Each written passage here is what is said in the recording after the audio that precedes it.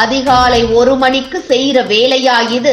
காட்டு தீயாக பரவும் வீடியோ. தமிழகத்தில் தற்போது உழைத்து சம்பாதிப்பவர்களை விட அடுத்தவன் உழைப்பை திருடி சம்பாதிப்பது அதிகரித்திருப்பதாக கூறப்படும் நிலையில் இளைஞர்கள் இருவர் நள்ளிரவில் செய்த வேலை தற்போது காட்டு தீயாக பரவி வருகிறது.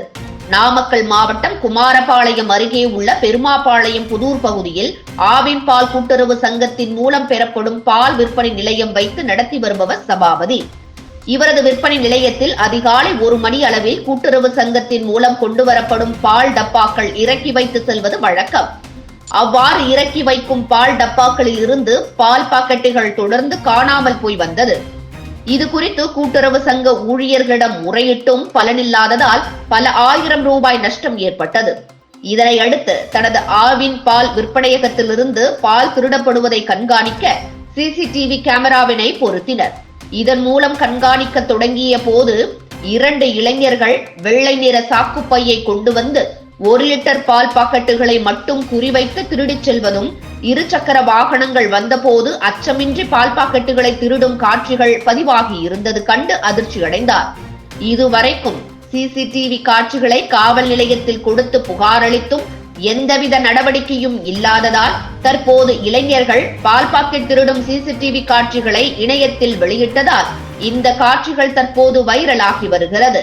இந்த சம்பவத்தின் காரணமாக காவல்துறையினர் இரவு நேரங்களில் ரோந்து பணிகளை அதிகரித்து இது போன்ற திருட்டு சம்பவங்களை தடுக்க வேண்டும் என பொதுமக்கள் கோரிக்கை விடுத்துள்ளனர்.